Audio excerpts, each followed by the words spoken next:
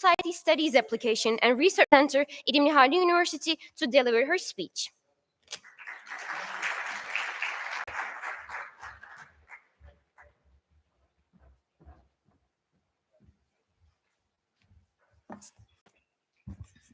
Assalamu alaikum. Mr. President, Mr. Dean, Ms. Sümeyye Erdoğan Bayraktar, Ms. Hatice Akıncı Yılmaz, and dear guests, it is a great honor to welcome you all here today at Ibn Khaldun University as we gather to address an important issue, one that has personal and emotional significance for many of us, myself included. What we discuss today is not just a topic of academic interest or public policy. For many, it represents a trauma, a struggle, and ultimately a matter of identity and existence. It is a story that continues to resonate in our memories and shape our lives. While I'm really grateful and a bit anxious that the nightmare has ended for Turkey for many years now, I remain deeply aware that the broader struggle for the right to work and for freedom of religion is far from resolved for the world. In fact, this struggle is becoming increasingly urgent in many parts of the world, especially in the West, a growing intolerance where Muslim women are often the first to be marginalized. Disturbingly, this restrictive mindset is not limited to non-Muslim societies. Even some Muslim majority countries like Bosnia, like Tunisia, and in some parts like Turkey have many eagerly adopted similar exclusionary approaches. It is precisely in response to these realities that we wanted to organize this program to bring together voices and perspectives on this issue in collaboration with two of our country's esteemed civil society organizations, KADEM and TÜRGEV, who have long been dedicated to advocating for women's rights and freedoms. I would like to take this opportunity to express my sincere gratitude to the university administration for their support, especially to our president, Professor Atilla Arkan, and to esteemed members of our Faculty of Law, with special thanks to our dean, Professor Şükrü Yıldız. I also extend heartfelt appreciation to Ms. Hatice Akıncı Yılmaz, President of TÜRGEV, and to Ms. Sümeyye Erdoğan Bayraktar, Chair of KADEM Foundation, for honoring us with their valuable presence and contributions.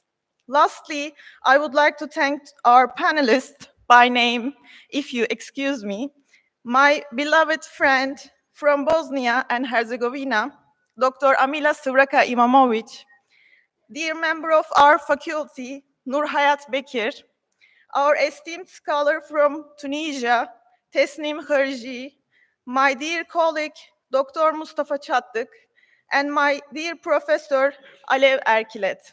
Thank you all for your contributions in the program. I hope this event serves as a meaningful platform for fruitful discussions and progress, and I wish you all a pleasant program. Thank you.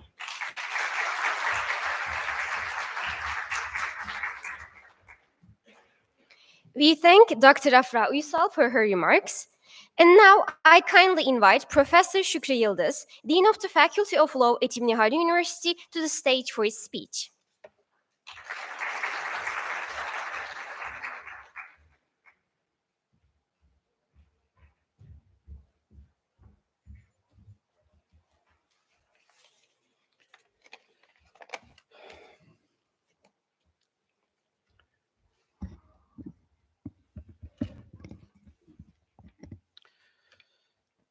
Sayın Rektörüm, TÜRGEV'in saygıdeğer başkanı, KADEM'in saygıdeğer mütevelli heyeti başkanı, sivil toplum kuruluşlarının kıymetli temsilcileri, değerli akademisyenler, kıymetli öğrenciler ve muhterem misafirler.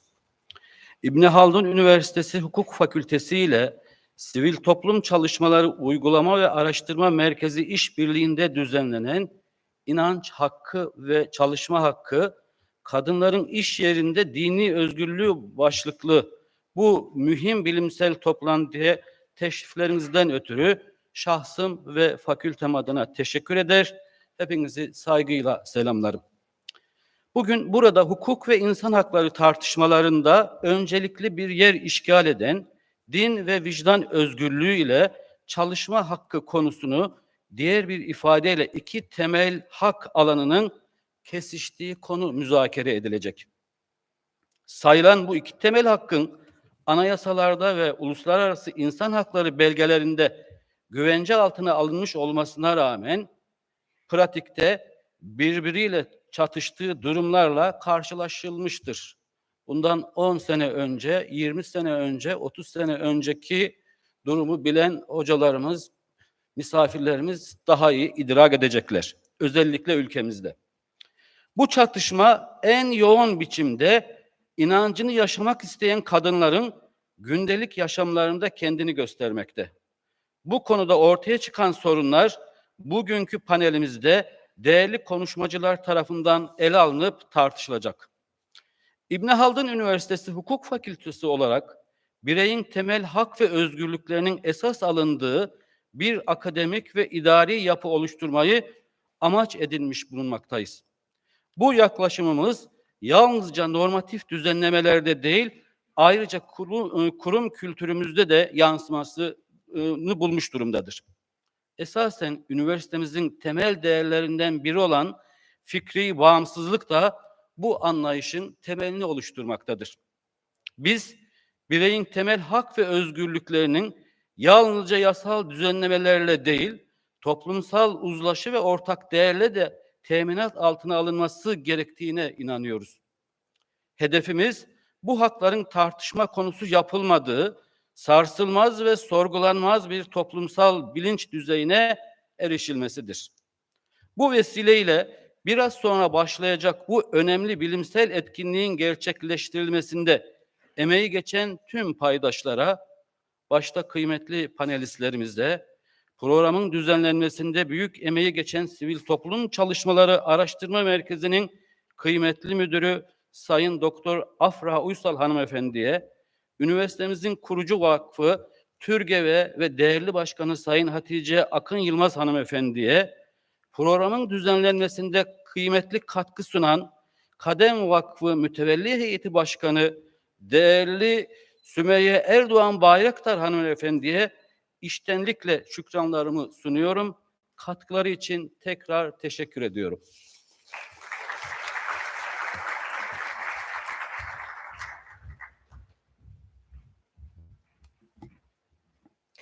We thank Professor Shukri Yıldız for his insightful remarks. Now, I would like to welcome Professor Atilla Arkan, Rector of our Ibn Haldun University, to the stage for his opening speech.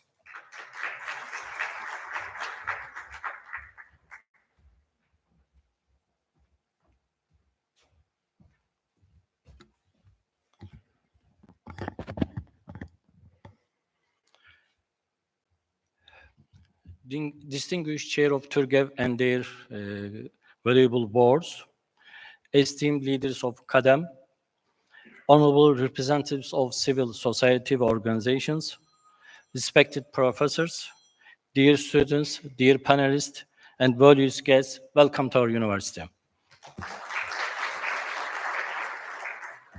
It is truly a pleasure and an honor to host this meaningful program here at our university and to welcome such a distinguished group of guests. We are living through an era marked by profound uncertainty.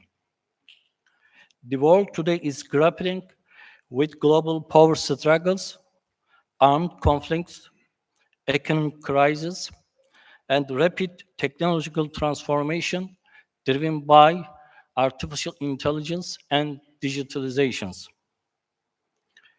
The pace of change is faster than ever before.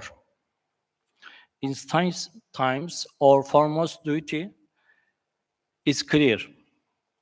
We must build institutions, and families rooted in justice, compassion, and mutual respect. This, I believe, is the foundation for a more human and resilient future.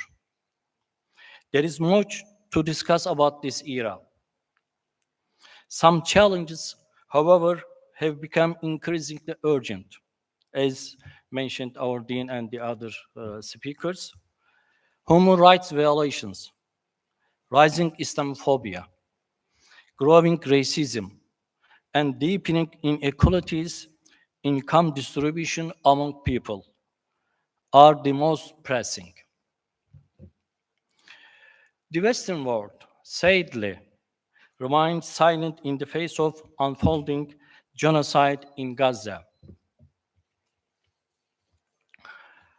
Around the globe, xenophobia and hostility toward immigrants are gaining ground. Just a few weeks ago, a young woman had her US visa canceled for expressing opposition feelings to the genocide, and the number increases these kind of cases. As Ibn Khaldun University, we opened our doors without hesitation. We stand for justice and academic freedom. The rise of Islamophobia and xenophobia places religious minorities, especially visibly devout individuals, under intense pressure. In many cases, they face marginalization and even inhuman treatment. Women, particularly those who choose to wear headscarf, are often the most affected because of their visibility.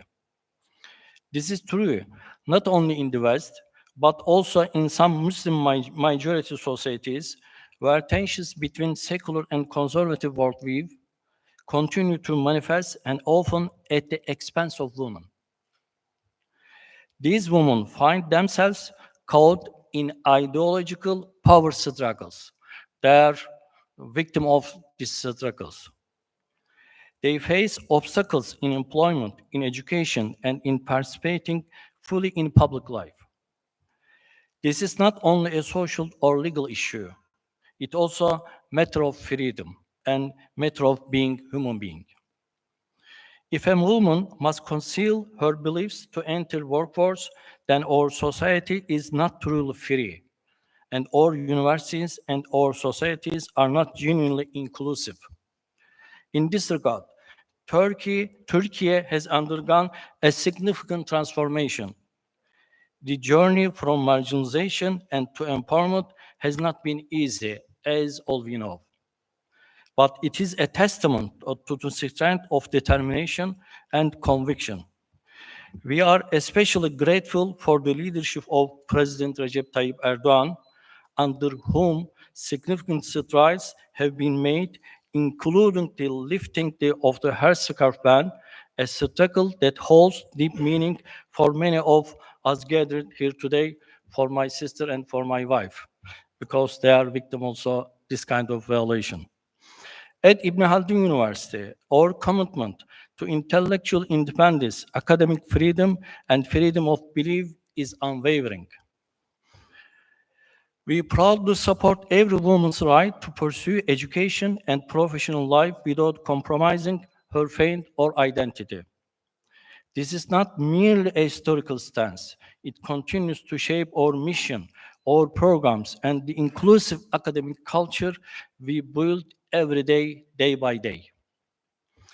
Our university, with its vision of becoming of a global and international institution, is proud of its diversity. With students and faculty program from over 80 countries, we embrace a rich mosaic of languages, cultures, and faiths. As a university, we have responsibility to provide intellectual leadership in the creation of just and flourishing societies, from family units to public institutions. To meet this responsibility, we must understand the rapidly changing world around us, and we must shape the future for the good of all, not only for certain social groups. We need more holistic and deeper perspective, and it is our responsibility as intellectuals. We are fully aware of this duty, and we are open to all forms of collaboration with our partners and stakeholders to realize this vision. I would also like to take a moment to thank Turgev and Kadem for their invaluable work in advancing women's dignity, education, and freedom of belief in Turkey. Your achievements are both inspiring and essential. We are thankful to you. My heartfelt thanks to our Faculty of Law, the Center for Civil Society Studies, Turgev, especially Mrs. Hatice Akıncı Yılmaz and her team, the Kadem Foundation, especially Mrs. Sümeyye Erdoğan Bayraktar and her team also, our panelists, and all those who have contributed to this program. Welcome to Ibn Haldun University again. Welcome.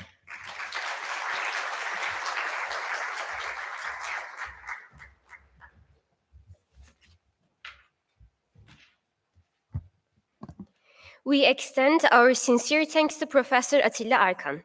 Next, I would like to invite Mrs. Hatice Akıncı Yılmaz, Chairperson of the Board of Turgev, to deliver her speech.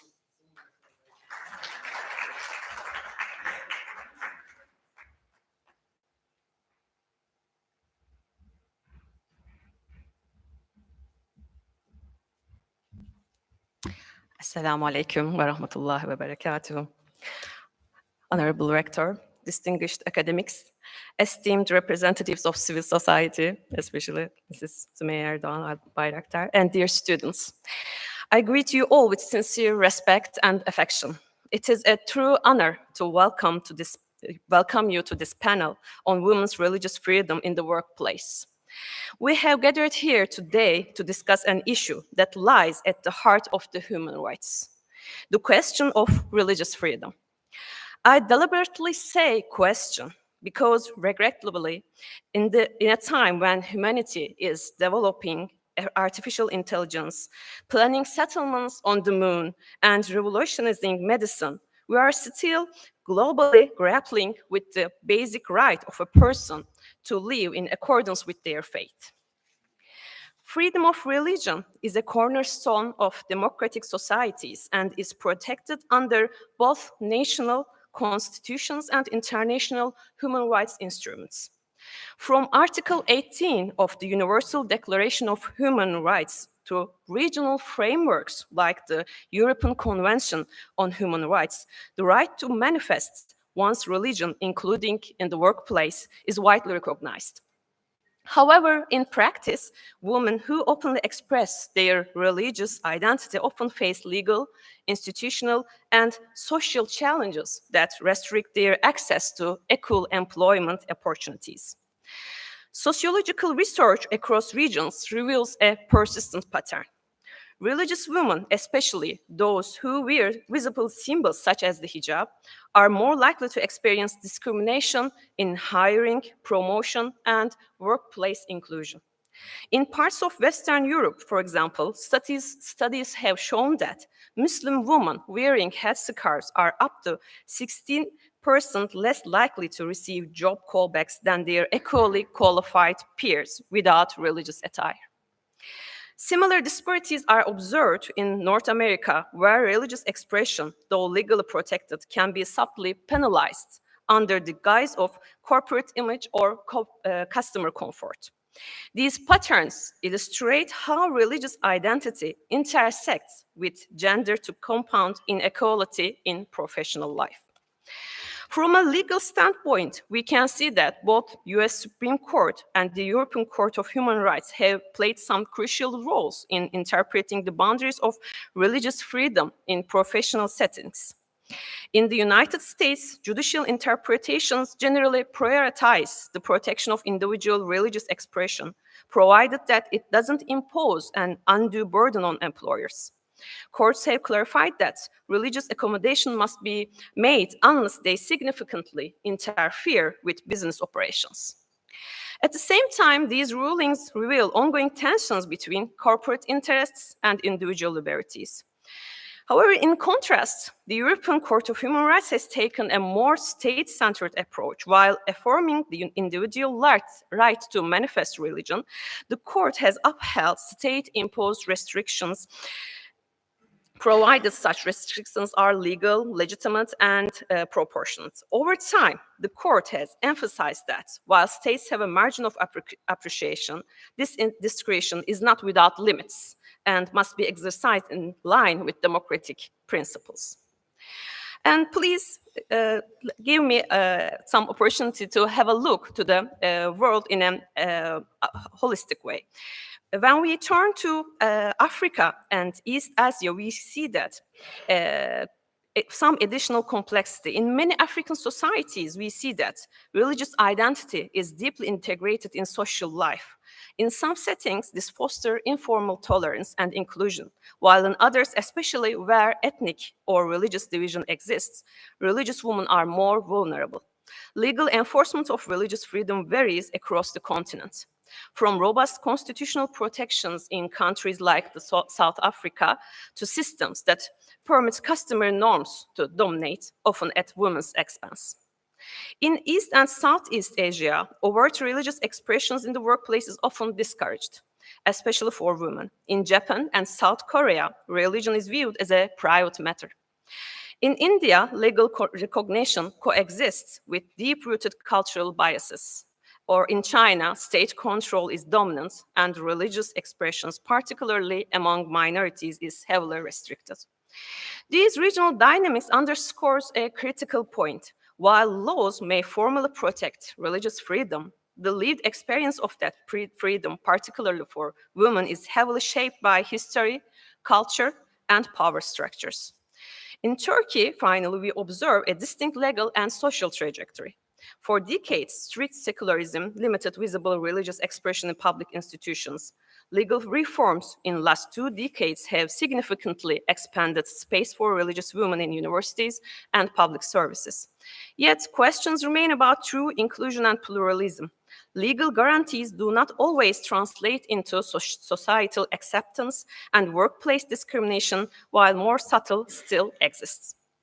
As chair of the board of Turgev, we strive to support young women who are intellectually independent, morally grounded, and confident in both their faith and their identities. We believe that being a devout believer and a free-thinking woman are not contradictory. They are mutually enriching. We are not trying to impose identities, but to provide the foundation for young women to discover the truth. That is the vision we work for, and that is why your presence here today matters. Each idea expressed in this panel, each testimony, and each critic will contribute not just to today's dialogue, but to the moral memory of tomorrow. This is not only the struggle of headscarved women, it is a matter of human dignity and collective conscience.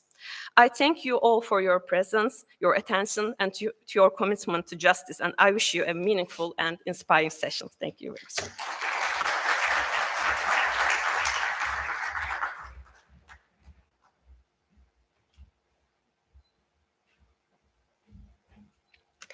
We thank Mrs. Hatice Akıncı Yılmaz for her valuable contribution.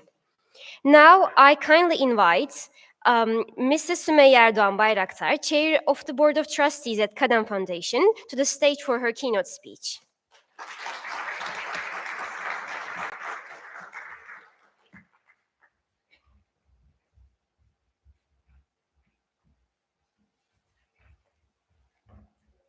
Ses geliyor mu acaba?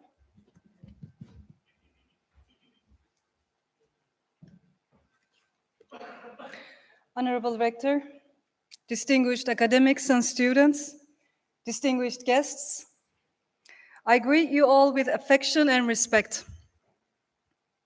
Today we have convened at Ibn Khaldun University, one of the most revered educational institutions of our country, to address the right to believe, the right to work, women's religious freedom in the workplace.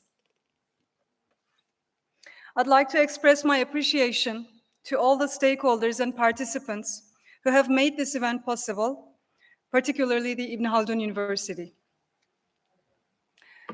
In this hall, I can see we have participants adopting different styles of attire. We are aware that headscarf or beard has nothing to do with academic study, learning, or teaching. Presumably, we all believe that such preferences are among the most fundamental human rights. But unfortunately, the concept of right is not defined the same way for everyone. The definition and the boundaries of the right to work and the right to believe is a matter of serious debate in many societies. I am someone who personally experienced the February 28th period in Turkey, the ban on wearing hijab in the public sector, and whose fundamental rights were taken away.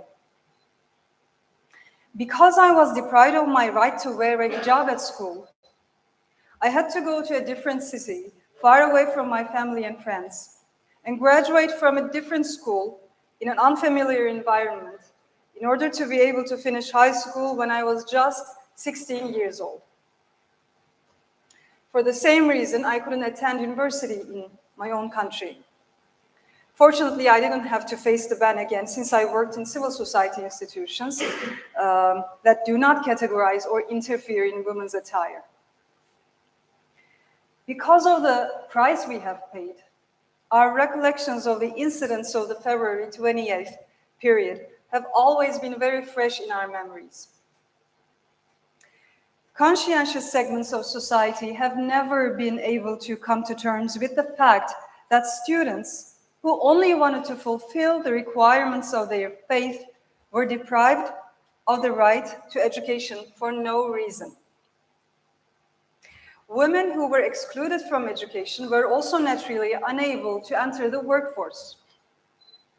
When people's right to fulfill their potential and earn a living with dignity was taken away, social justice and equality suffered a major blow. Today, thankfully, Turkey is a country that has lifted these bans at the state level and removed the obstacles hindering women from exercising their right to believe and their right to work concurrently. I wholeheartedly believe that Turkey, with a wealth of experience in combating gender-based discrimination under its belt, will eventually draw up a roadmap that will serve as a model for the whole world under the guidance of you, our valuable academics. However, unfortunately, we still face serious obstacles in the private sector that need to be overcome. We witness that visible identities, such as headscarves, come to the fore in recruitment and career processes rather than competence, skills, and experience. In job advertisements, we may encounter statements that the resumes of candidates wearing headscarves will not be considered, or an application that was treated positively before the photo of the applicant was seen may be rejected based on various excuses once it is understood that the applicant is wearing a headscarf. Distinguished guests, one may ask, what if a company intends to maintain impartiality with respect to symbols that make faith visible? Indeed, impartiality holds significant importance. Nevertheless, the essential principles here are the fundamental rights and freedoms of the individual. I wish to emphasize that the headscarves serves as an expression of identity and a natural extension of freedom of belief. It is neither a propaganda tool nor an imposition on others. I'm not attempting to convey a message with my headscarf on. I'm simply exercising my right to practice my faith. Refusing to hire a woman solely based on her choice to wear a headscarf infringes upon her right to practice her beliefs. In seeking a balance between institutional preference and individual rights, the priority has to be with human dignity and fundamental rights above all. We must remember that social equality and inclusion can only thrive in spaces where individuals are free to be their authentic selves. In the absence of inclusiveness, impartiality cannot exist. Faith is a fundamental part of an individual's life journey. We cannot separate our beliefs from our identity. We cannot confine our identity to our private lives or our homes and go out into public life without an identity. We cannot, on the contrary, our identities are what we need exactly when we are in the public space and when we're socializing. Yet, in some circles, our practices of faith, which are part and parcel of our identity, are still perceived as a matter of our inner world. This gives rise to new situations in which freedom of religion is restricted. As I said earlier, Turkey has made significant progress against such discrimination. However, Islamophobic and racist attitudes towards religious women continue in some parts of the world, especially in Western countries. Recently, France passed a bill banning the headscarf in sporting events. Also recently, in Northern Cyprus, freedom of headscarves in high schools were restricted.